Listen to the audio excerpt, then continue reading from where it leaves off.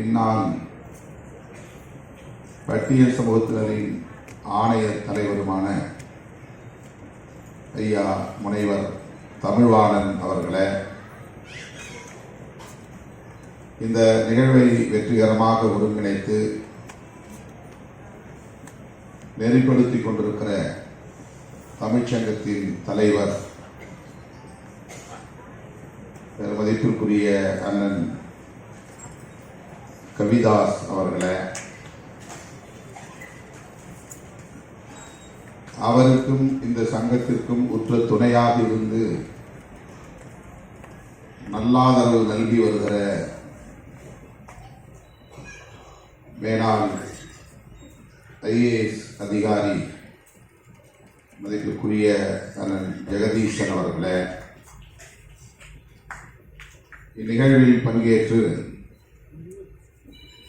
நம்மிடையே சிறப்புரை வழங்கி அமர்ந்திருக்கிற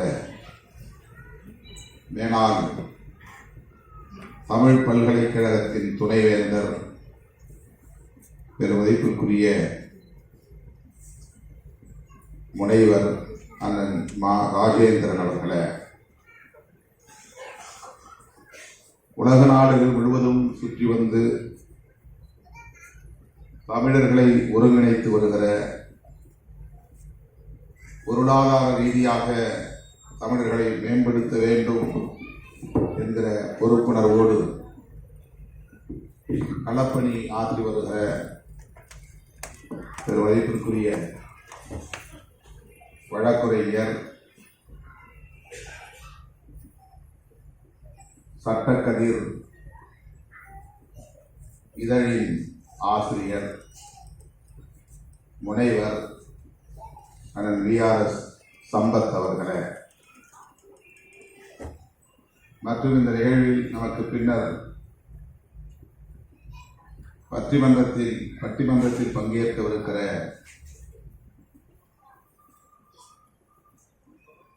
நாற்றம் என்று சொன்னால் நாம் மூக்கை பிடிக்கிறோம், நாற்றம் இருக்கிறது.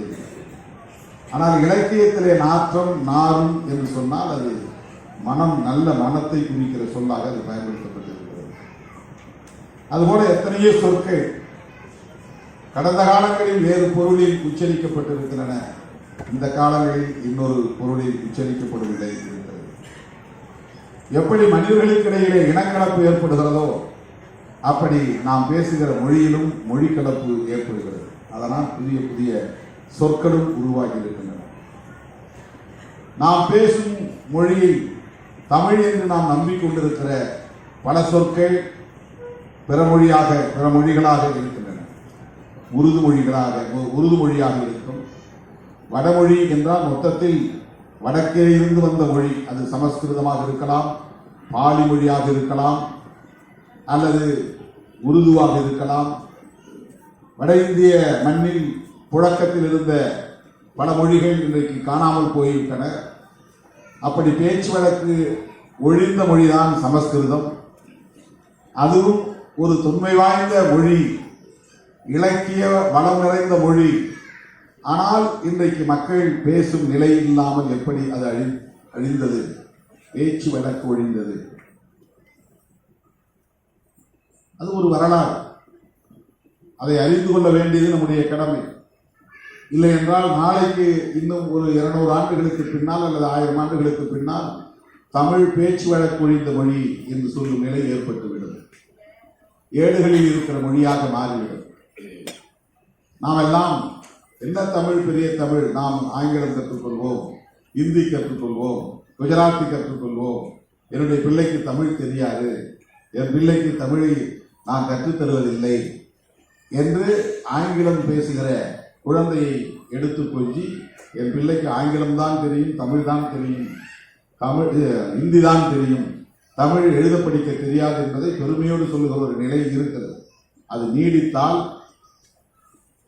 சில 100 ஆண்டுகளுக்கு பின்னர் தமிழன் என்ற ஒரு இனம் இருந்தது, தமிழ் என்ற ஒரு செம்மொழி இருந்தது. ஆனால் இன்றைக்கு பேச்சு வழக்கு ஒழிந்து விட்டது, பேசுவதற்கு மக்கள் இல்லை. தமிழர்கள் என்கிற இனம் இருக்கும், ஆனால் பேசுகிற வழக்கம் இல்லாமல் போய்விடும். மொரீஷியஸ் தீவிலே தமிழர் இனம் வாழுகிறது, ஆனால் அவர்களிடையே தமிழ் இல்லை. தமிழ் பெயர்கள் இருக்கின்றன. இன்றைக்கு நாம் சூட்டியிருக்கிற பெயர்களில் 80 விழுக்காடு தமிழ் பெயர்கள் கிடையாது. இன்றைக்கு நாம் சொல்லுகிற இந்த 60 ஆண்டுகள் தமிழர்களுக்கான ஆண்டுகள் என்று சொல்லுகிறோமே, இப்போது இந்த வருஷம் என்னன்னா விசுவ வசு. இந்த தமிழ் ஆண்டு சித்திரை விசுவ வசு என்பது தமிழ் சொல் கிடையாது. விசுவம் என்றால் உலகம், வசு என்றால் நிறைவு என்று அதற்கு விளக்கம் தருகிறார்கள்.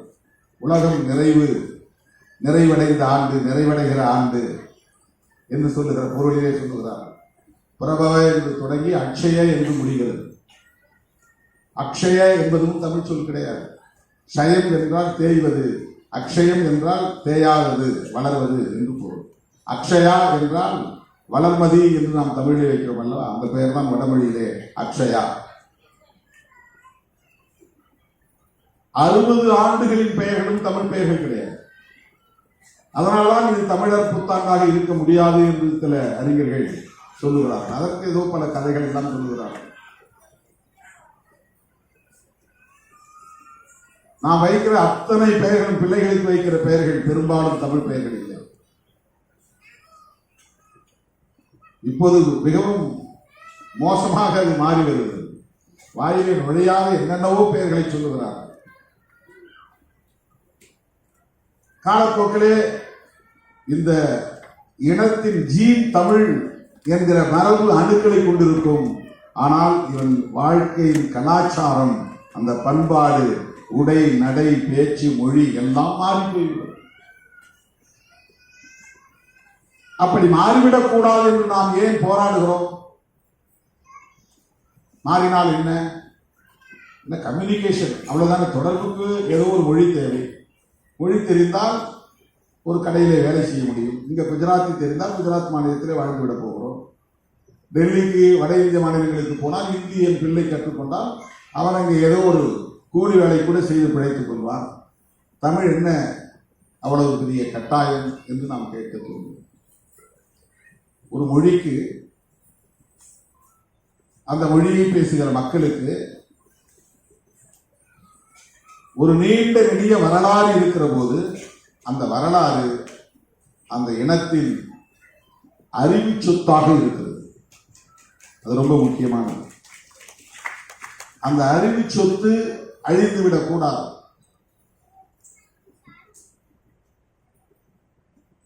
என்ன அறிவு சொத்து?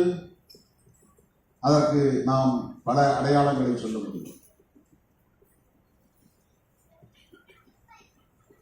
மொழி என்பது வெறும் கம்யூனிகேஷனுக்கான, ஒரு கருத்தை பகிர்ந்து கொள்வதற்கான ஒரு கருவி அல்ல. ஒன்றை கருத்தை பகிர்ந்து கொள்வதற்காக நாம் பயன்படுத்திக் கொண்டாலும் அது நம்முடைய ஞானத்தை வளர்ப்பதற்கு, பெருக்கிக் கொள்வதற்கு, பண்படுத்திக் கொள்வதற்கு, நம்முடைய கலாச்சாரத்தை பெருக்கிக் கொள்வதற்கு, அந்த வளர்ச்சியைத்தான் நாகரிக வளர்ச்சிங்கிறோம். கீழடி நாகரிகம் அப்படின்னு நம்ம சொல்றோம். கீழடி என்றால் அது ஒரு இடம். அந்த இடத்துல அகழாய்வு நடந்தது.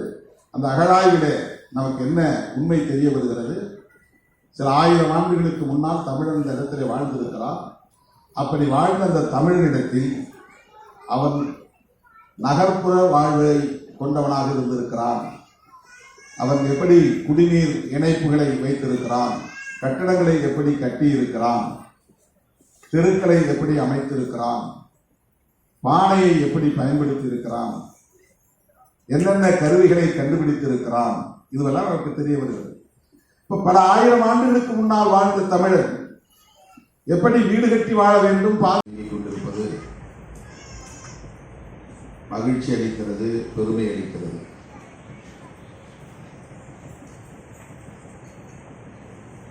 முப்பத்தி 33வது ஆண்டு கொண்டாட்டம் என்பதோடு தமிழ் புத்தாண்டு கொண்டாட்டமாகவும் இது ஒருங்கிணைக்கப்பட்டிருக்கிறது.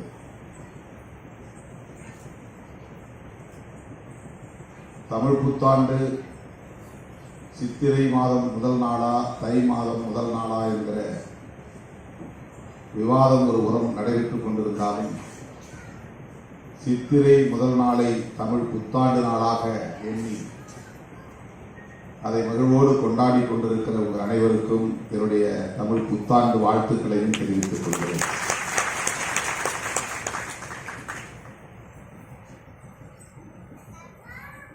அண்ணன் கவிதாஸ் அவர்கள் இங்கே பேசுகிற போது திருமாவளவன் அவர்கள் எந்த மேடையில் என்ன பேச வேண்டும் என்பதை அறிந்து பேசக்கூடியவர் என்று இங்கே பதிவு செய்தார். அது ஒரு வகையில இடமறிந்து பேசக்கூடியவர் என்று பாராட்டுவதைப் போல தோன்றினாலும் இங்கே அரசியல் பேசிவிடக் கூடாது என்கிற எச்சரிக்கையோடு அறிவுறுத்தியிருக்கிறார் என்றும் என்னால் புரிந்து கொள்ள முடிகிறது. ஏனென்றால் இங்கே நீதியரசரும் அமர்ந்திருக்கிறார். அவர் அரசியலுக்கு அப்பாற்பட்டவர். அதனால்தான் அவரும் தன்னுடைய பேச்சிலே நான் எந்த அரசியல் கூட்டங்களிலும் பங்கேற்றதில்லை என்று மிகுந்த எச்சரிக்கையோடு பதிவு செய்தார். அதே போல நம்முடைய மேனாள் துணைவேந்தர் மா ராஜேந்திரன் அவர்களும் அரசியல் கருத்துக்களில் ஈடுபாடு உள்ளவர் என்றாலும் அரசியல் கட்சி அடையாளங்களை தன்னை அடையாளப்படுத்திக் கொள்வதில்லை. அவரும் ஒரு அதிகாரி, மேனாள் துணைவேந்தர். அண்ணன் ஐஏஎஸ் ஜெகதீசன் அவர்கள் ஓய்வு பெற்று விட்டாலும் கூட அவர் ஒரு அதிகாரி. எங்கே போனாலும் அவரை ஒரு அதிகாரியாகத்தான் பார்ப்பார்கள். அவருக்கும் அரசியல் சாயம் வீழ்ந்துவிடக் கூடாது. இங்கே வருகை வந்திருக்கிற உங்களிலும் பலர் பல்வேறு கட்சிகளை சார்ந்தவர்கள் இருக்கக்கூடும். நான் பேசுகிற அரசியல் கருத்துக்களுக்கு மாறுபாடான கருத்துள்ளவர்கள் இங்கே தமிழர் என்கிற உணர்வோடு வந்திருக்கக்கூடும். இவற்றையெல்லாம் கருத்தில் கொண்டுதான் மிக சாதுரியமாக கவிதாஸ் அவர்கள் திருமாவளவனிடம் நாம் கற்றுக்கொள்ள வேண்டிய பல இருக்கின்றன. அதிலே ஒன்று, மேடைக்கு ஏற்ப இடமறிந்து பேசக்கூடியவர் என்று சொன்னார். அதை நான் புரிந்து கொள்கிறேன். எந்த இடத்திலும் நான் என்னுடைய அரசியல் கருத்தை திரிப்பதில்லை. என் கருத்து எனக்கு, உங்கள் கருத்து உங்களுக்கு. நான் ஏற்றுக்கொண்டிருக்கிற கோட்பாடு எனக்கு உடன்பாடானது. நீங்கள் ஏற்றுக்கொண்டிருக்கிற கருத்து உங்களுக்கு உடன்பாடானது. கடவுள் நம்பிக்கை இல்லை என்பது என்னுடைய நிலைப்பாடு. கடவுளின் மீது நம்பிக்கை கொண்டிருப்பது உங்களின் நிலைப்பாடு. ஆகவே யாரும் யாருடைய கருத்தின் மீதும் ஆதிக்கம் செலுத்தக்கூடாது. அந்த புரிதல் எனக்கு உண்டு. பிறரின் உணர்வுகளை மதிக்க வேண்டும் என்கிற பக்குவமும் எனக்கு உண்டு. அதனால்தான் என்னை எந்த கோவிலுக்கு அழைத்தாலும் நான் போவேன். மசூதிக்கு அழைத்தாலும் போவேன், இருக்கிற தேவாலயத்துக்கு அழைத்தாலும் போவேன், இந்து கோவில்களுக்கு அழைத்தாலும் போவேன். கடவுளிடம் கோரிக்கை வைப்பதற்காக அல்ல, என்னை மதித்து அழைக்கக்கூடியவர்களின் உணர்வுகளை மதிப்பதற்காக. பல கோவில்களில் கும்பாபிஷேகத்திற்கு என்னை அழைத்து என் தலையிலே அந்த நீரை, கும்பத்திலே ஊற்றக்கூடிய நீரை, கலசத்தை வைத்து மேலே ஏறுங்கள் என்று சொல்வார்கள். நான் அதை மறுதளிப்பதில்லை. தலையில் வைத்து தூக்கி கொண்டு போய் அங்கே கலசத்தில் கொட்டியிருக்கிறேன். இது ஒரு புரிதலுக்காக சொல்லுகிறேன். அதேபோல்தான் சித்திரை ஒன்றா தை முதலா என்கிற விவாதம் ஒருபுறம் நடந்தாலும், சித்திரை முதல் நாளை தமிழ் புத்தாண்டாக இன்னும் பெருவாரியான மக்கள் கொண்டாடி கொண்டிருக்கிற சூழலில் அந்த உணர்வை மதிக்க வேண்டும் என்பதுதான் என்னுடைய கருத்து. தமிழ்ச்சங்கம் அகமதாபாத்திலே 33 ஆண்டுகளாக இயங்கிக் கொண்டிருக்கிறது. ஆனால் கவிதாஸ் அவர்கள் வந்தது ஒரு கருத்தை சொன்னார். இந்த அரங்கில் இன்றைக்கு நூற்றுக்கணக்கானவர்கள் கூடியிருக்கிறார்கள். அகமதாபாத்திலே 500 பேர் திரளுகிறார்கள் என்றால் அது தமிழ்நாட்டிலே 5000 பேர் திரளுவதற்கு சமம் என்று சொன்னார். இந்த 5000 பேர் திரண்டால் அது என்ன தாக்கத்தை ஏற்படுத்துமோ, இது 500 பேர் திரளக்கூடிய இந்த இடம் அந்த தாக்கத்தை ஏற்படுத்தும் என்று சொன்னார். சிறுபான்மை, மொழி சிறுபான்மையினராக நாம் இந்த மாநிலத்தில் வாழ்கிறோம். குஜராத் என்பது ஒரு தனி மாநிலம் என்றாலும் கூட இது இந்தியா என்கிற ஒரு தேசத்தின் பகுதி. ஆகவே நாம் இந்தியாவுக்குள் தான் இருக்கிறோம். அரசமைப்பு சட்டத்தின் வரையறைப்படியான நம்முடைய தேசத்தில் நாம் இருக்கிறோம். ஆனாலும் கூட மொழிவழி மாநிலங்கள் பிரிந்திருக்கிற சூழலில் ஒவ்வொரு மாநிலத்திலும் மொழி சிறுபான்மையினர் உண்டு. தமிழ்நாட்டிலே குஜராத்திகள் சிறுபான்மையினர், சௌராஷ்டிர மொழியை பேசக்கூடியவர்கள் இருக்கிறார்கள், அங்கேயே தங்கி தலைமுறையாக வாழக்கூடியவர்கள் இருக்கிறார்கள். தெலுங்கு பேசக்கூடியவர்கள் சிறுபான்மையினர், கன்னடம் பேசக்கூடியவர்கள் சிறுபான்மையினர். இப்படி மொழி சிறுபான்மையினர் தமிழ்நாட்டிலும் உண்டு.